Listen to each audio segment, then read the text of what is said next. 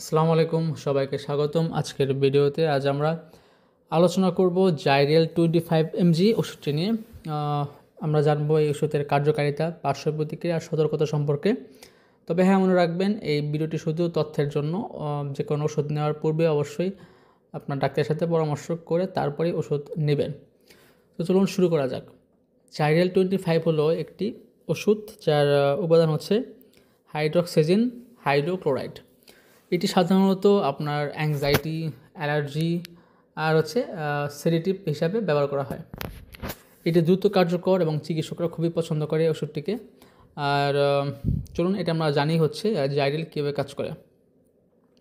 জাইরেল ওষুধ নেওয়ার ফলে আপনার যে অ্যালার্জির লক্ষণ যেমন চুলকানি, ফোলা, র্যাশ এগুলো কমে যায় এবং মস্তিষ্কে সেডেটিভ প্রভাব সৃষ্টি করে, যার ফলে আপনার যে অ্যাংজাইটি সেটা কিন্তু কমে যায়।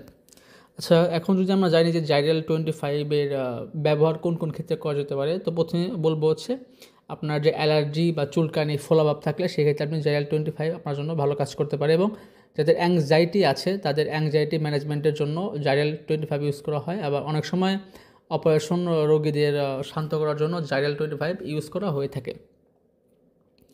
আর ডোজ যদি বলি সেক্ষেত্রে সাধারণত প্রাপ্তবয়স্কদের জন্য 25 মিলিগ্রাম করে দিনে 2 থেকে 3 বার খাওয়ার পরামর্শ দেওয়া হয়। তবে বয়স ও ওজন বা স্বাস্থ্যর উপর ভিত্তি করে ডোজ কিন্তু ভিন্ন হতে পারে। খাবার সহ বা খাবার ছাড়া এটি খাওয়া যায়। তো ডাক্তার যেভাবে আপনাকে পরামর্শ দেবে আপনি সেভাবেই ওষুধটি গ্রহণ করবেন। আর এই ওষুধের পার্শ্ব প্রতিক্রিয়া হলো আপনার হয়তো বা ঘুম ঘুম ভাব হতে পারে বা মুখ শুকিয়ে যাওয়া, মাথা ঘোরা। তবে গুরুতর পার্শ্ব প্রতিক্রিয়া দেখা দিলে, যেমন আপনার বিভ্রান্তি বা দ্রুত হার্টবিট, এগুলো দেখা দিলে ডাক্তারের সাথে পরামর্শ করবেন অবশ্যই।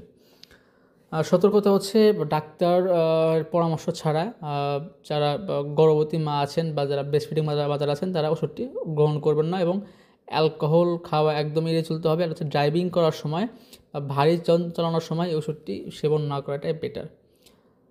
আর এই ওষুধটি নিয়ে মানুষের অনেক রকম প্রশ্ন থাকে, যেমন অনেকে প্রশ্ন করেন যে এই ওষুধটি বা জাইরেল 25 অন্য কোনো ওষুধের সাথে মিশিয়ে খাওয়া যাবে কি না।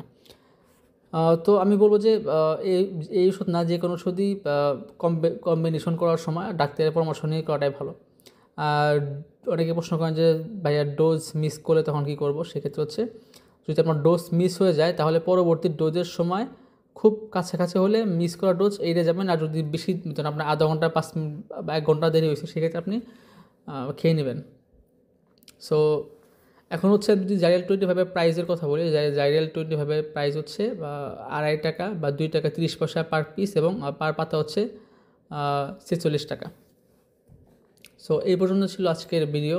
আশা করি সবাই উপকৃত হয়েছেন এবং গুরুত্বপূর্ণ তথ্য পেয়েছেন। আর যদি ভিডিও ভালো লেগে থাকে তাহলে অবশ্যই লাইক, কমেন্ট, সাবস্ক্রাইব করবেন। আর দেখা হচ্ছে ইনশাআল্লাহ নেক্সট ভিডিওতে। আসসালামু আলাইকুম।